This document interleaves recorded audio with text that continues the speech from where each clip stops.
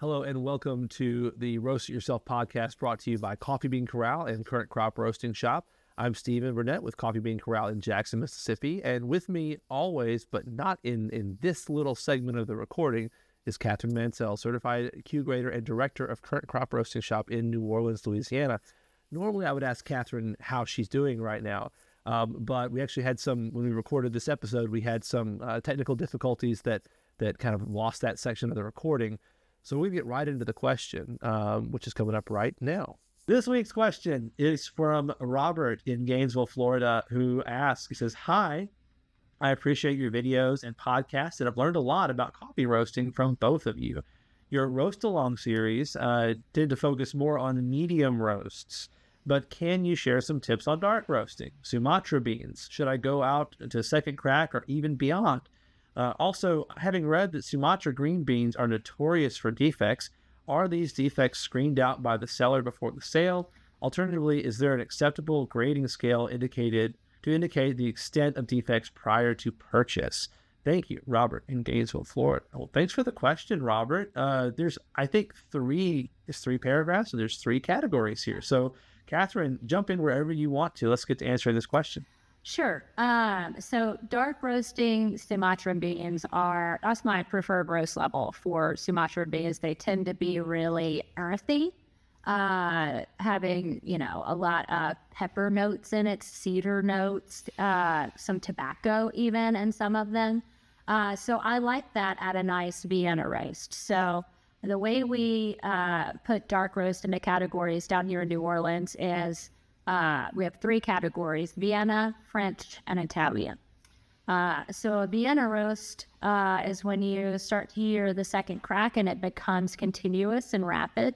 When you hear that continuous pop of the second crack, you'll see just a few specks of oil on the surface coming to the surface as you're roasting. That's when I drop and cool down as my Vienna roast. And that's what I like as any dark roast. That's the darkest that I prefer any coffee roasted. For us, a French roast is continuing into that second crack where most the beans have a nice thin layer of oil on the surface and they're still a really nice dark brown color. And then an Italian roast is all the way to the end of that second crack and your beans are almost black and they're thick coats of oil on it. So if you want to go past that second crack, you're going into an Italian roast. Which is a very bold, strong taste, but what you're tasting is the roast primarily. Most all the other tasting notes have diminished by the time you get to an Italian roast. So I wouldn't go past the second crack for a dark roast coffee. I like to stay right at a Vienna roast. It's adding that nice bit of roastiness that matches up well with tasting notes from coffees from Sumatra. How do you like your Sumatran coffee? I mean, I tend to like it that way as well. I mean, barely. I'm not a dark roast guy, you know this. But still, there are coffees that really shine at that dark roast level, and it's not that they're not good lighter than that. It's just that like, oh, I see why people like really prefer, like, why this is such a popular coffee when you get to like the sweet spot, you know. And so I would do what you do, go Vienna, go just barely a little bit of oil. I find that a lot of times, a few days later, a lot more oil comes out, than what's in the initial. Yes. So, that's what we do. And so, people come in the shop and they say, I really like a French roast or I like an Italian roast. And when I drop the beans, I'm not dropping them at that roast level. I'm dropping it a tad bit before, because as the coffee is degassing, more oil is going to come to the surface. So if you drop at an Italian roast, a few days later, it's going to be quite a bag of charcoal. You're going to need straw to get that. A little bit before, as it degasses, the oil will finish out.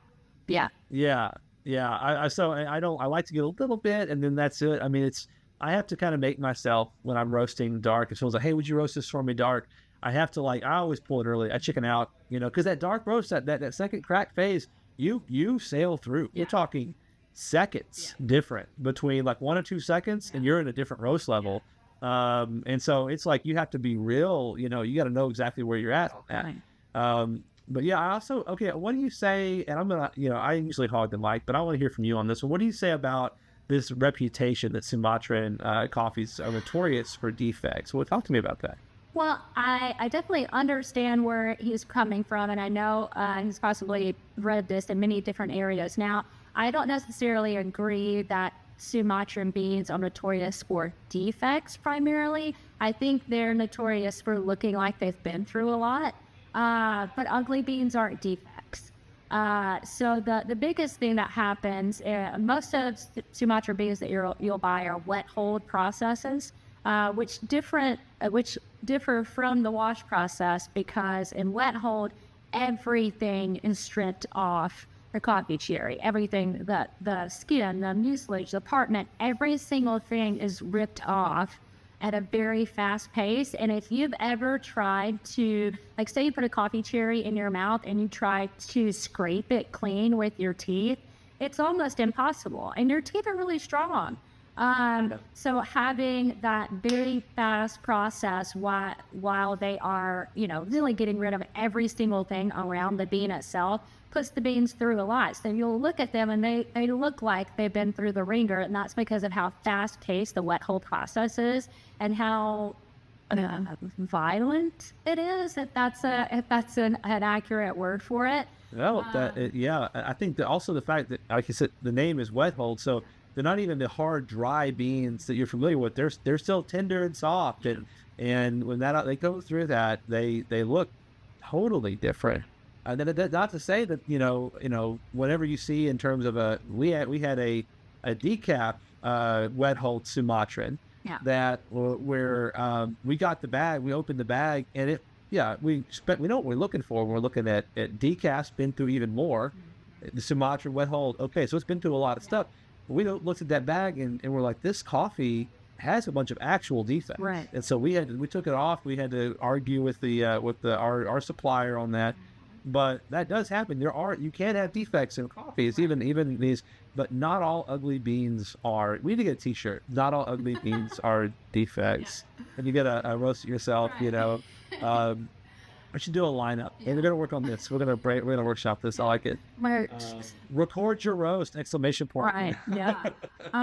One part of the question is: are the defects screened out by the seller before the sale? So in all processing plants on every larger scale farm, there are different machines that go through the beans, shake them out. Different weights, are put in different piles or sort of taken out from everything. You'll see different screen sizes where beans will go into the bags with their correct sizes. So there are all of these screens that the farm has, and different practices that the farm uses to screen out all of the negatives before the coffee is even sold. And we talk a lot about getting samples. Pre-shipment samples. So when we get pre-shipment samples, they've already been screened, they've already been looked through, so that's already something that is done. And then, is there an accepted grading scale? Yes. All specialty grade coffee is held to a higher standard. So especially if you're buying a grade 1 specialty grade coffee, the number of defects that you find in your bags of coffee should be incredibly small. Primary defects. So there are primary defects and secondary defects. And we've gone and talked on about this in an episode previously. Secondary defects you'll find they're pretty commonplace. You'll see some beans that broken chipped crack is one sort of section of secondary defects. And beans are going through a processing plant and they're wet, and they hit the piece of metal and it pops them open, and you'll see this dark sort of circle on where that was done. That's just happens during processing, and it just happened to get through all of the quality control. Now, that one is not going to negatively impact the cup, but if you have 20 of them, that can cause an issue. So most of the time, by the time the coffee gets to you, most of the primary defects are gone. Shouldn't be there anyway. And the majority of any other defects are screened out before any of it gets to us at Coffee Bean Corral. Well, that's awesome. No, and I think it's a really helpful thing to consider, because when we're talking about, knowing what you're getting, there's so many people selling green coffee out there. You can get it on Amazon. You can get it in a lot of different places. And knowing that it's a current crop, current crop coffee, not just meaning from current crop roasting shop in New Orleans, Louisiana, but meaning that it's from the most recent crop year, is a big deal, because it could be a grade 1 2015, Right. and it could be perfect looking and taste like cardboard. So there's a lot of things like that. But ultimately, and this is what I want to say about it, is when you get the coffee, yeah, you can do your pick through, you can do your look, but don't judge a coffee by how ugly the beans are. Don't judge a coffee by what it looks like green necessarily. Roast it, Yeah. drink it, let it sit and rest. Like, see how it actually is. Because a lot of times we get calls from people like, this coffee doesn't look right. And what they mean is it doesn't look like what they're used to, or another coffee, totally different region, totally different process. And they haven't even roasted it. They haven't tried it. And they're already like, I think this is bad. And I'm like, well, why don't you just roast a little bit of it and see? Right. Because a lot of times you get a lot of good out of it. But well, I think that's a great, I think it's a fantastic answer. I'm certain that even in this new year, we haven't cured our problem of leaving things out of these answers. I have one little thing I want to add in. So sorry. But we talked about, and not leaving this out. well, you talked about looking at the green coffee before you roast it and having some reservations. Even after you roast it and you don't think the beans look good, you think, oh no, it's just terrible. Look how uneven they are, or look how splotchy they are. Even then, still taste the coffee, because I've been surprised in many different instances where I've ordered coffee from some really, really award-winning roasters, and I looked at it and thought, I can't believe they sent me this. Look how terrible this looks. And then it's the best coffee I've ever had in my life. So just going by the looks of things, roasted or green is not accurate in what it's going to taste like all the time. So you got to give it a little bit of wiggle room and give it some grace before you taste it. And honestly, ultimately, buy from a company that will answer the phone when you call and have problems, and will stand by their product. Yeah.